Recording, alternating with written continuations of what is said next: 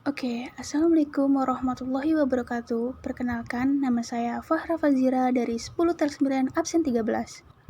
Next. Di sini kita akan membahas materi tentang polimer.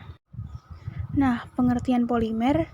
Apa sih polimer? Polimer adalah senyawa yang besar dan terbentuk dari hasil penggabungan sejumlah unit molekul yang kecil atau bisa dibilang monomer. Polimer juga disebut juga senyawa makromolekul, yaitu molekul raksa dengan rantai yang sangat panjang yang terbentuk dari gabungan molekul-molekul sederhana. Selanjutnya penggolongan polimer. Yang pertama, berdasarkan asalnya, polimer alam yaitu polimer yang tersedia secara alami. Contohnya, polimer alam yaitu karet, solusa, protein, dan amilum. Polimer simin sintesis yaitu polimer yang diperoleh dari hasil modifikasi polimer alam dan bahan kimia. Contohnya, dari polimer simin sintetis yaitu solusa nitrat. Nah, sedangkan polimer sintetis yaitu polimer yang tidak terdapat di alam, tetapi disintetis atau dibuat dari monomer-monomernya dalam reaktor di industri kimia. Nah, dan contoh-contohnya seperti di bawah berikut. Nah, sedangkan penggolongan polimer kedua berdasarkan jenis monomernya, home polimer disebut juga polimer linear, yaitu polimer yang tersusun dari monomer-monomer yang sama atau sejenis.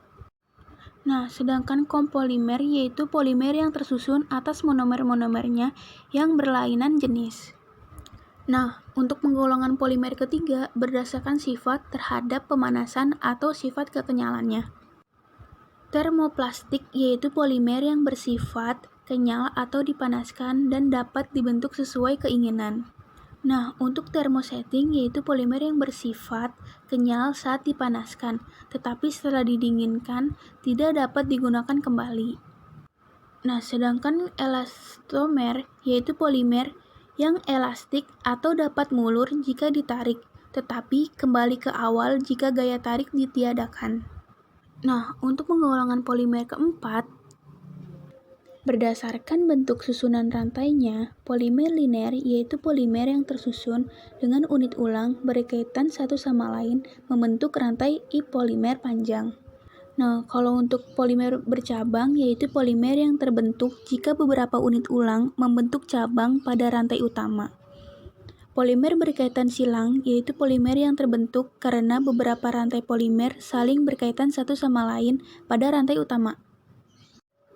Nah, untuk penggolongan polimer yang terakhir, yang kelima, berdasarkan aplikasinya, polimer komersial yaitu polimer yang disintetis dengan biaya murah dan produksi secara besar-besaran.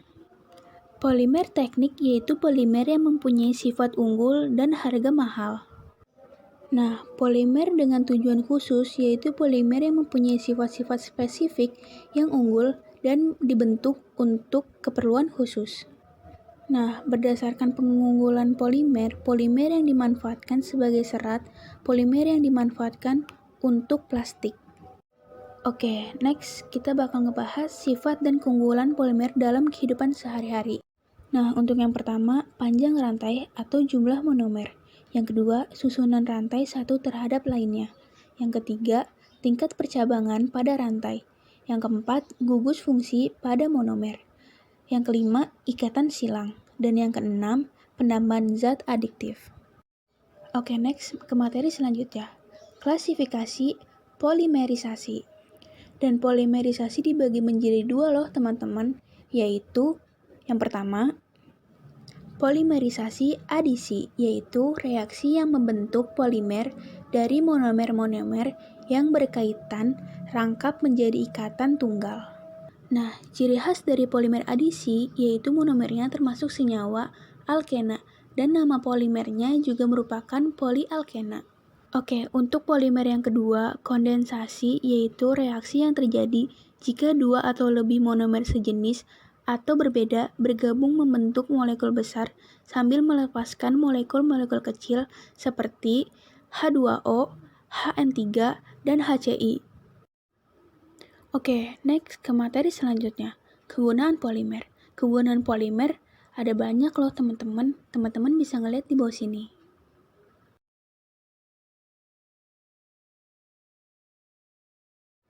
Oke, kita next ke materi selanjutnya, yaitu dampak dari penggunaan polimer tersebut. Yang pertama, ada polimer yang dibuang dari lingkungan sulit terurai. Yang kedua, gugus atom yang terlarut dalam makanan akan masuk ke dalam tubuh sehingga dapat menyebabkan kanker. Oke, next.